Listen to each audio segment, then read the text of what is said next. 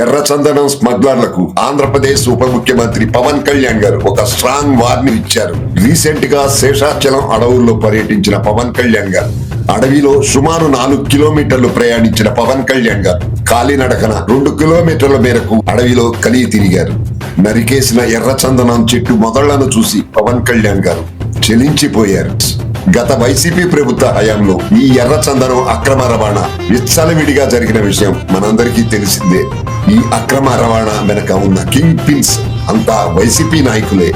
ఈ సందర్భంగా గతంలో నరికివేయబడిన ప్రస్తుతం అటవీ శాఖ గోడౌన్లో నిల్వ ఉంచిన 2.60 లక్షల దొంగలను పరిశీలించడం. మొత్తం 8 గోడౌన్లు ఉంటే ప్రతి గోడౌన్లోనూ ప్రతి ఎర్రచందనం దొంగను పవన్ కళ్యాణ్ గారు నిశితంగా పరిశీలించడం విశేషం. మొత్తం ఇప్పటి వరకు 1.30 లక్షల ఎర్రచందనం చెట్లను నరికివేసినట్లుగా ఒక అంచనా వేశారు పవన్ కళ్యాణ్ గారు.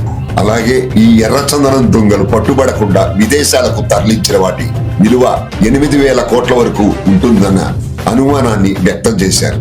అలాగే ఈ ఎర్రచందనం చెట్ల నరికివేత కార్యక్రమంలో స్థానికులు పాల్గొనవద్దని పవన్ కళ్యాణ్ గారు హితవు పలికారు.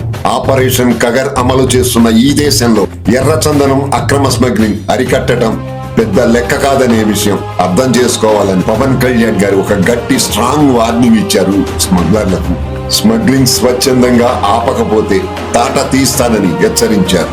ఒకసారి ఆపరేషన్ మొదలు పెడితే వెనుతిరిగే పరిస్థితే ఉండదన్నారు. ఈ సందర్భంగా పవన్ కళ్యాణ్ గారు చేసిన ఈ వ్యాఖ్యలు సంచలనం రేపుతున్నాయి. చూడండి ఫ్రెండ్స్, పవన్ కళ్యాణ్ గారు అటవీ శాఖ మంత్రిగా బాధ్యతలు తీసుకున్న తరువాత ఎర్రచందనం అక్రమ స్మగ్లింగ్ విషయంలో కర్ణాటక అటవీ శాఖ మంత్రితో మాట్లాడి స్టేట్ టు స్టేట్ ఒక అగ్రిమెంట్ చేసుకున్నారు.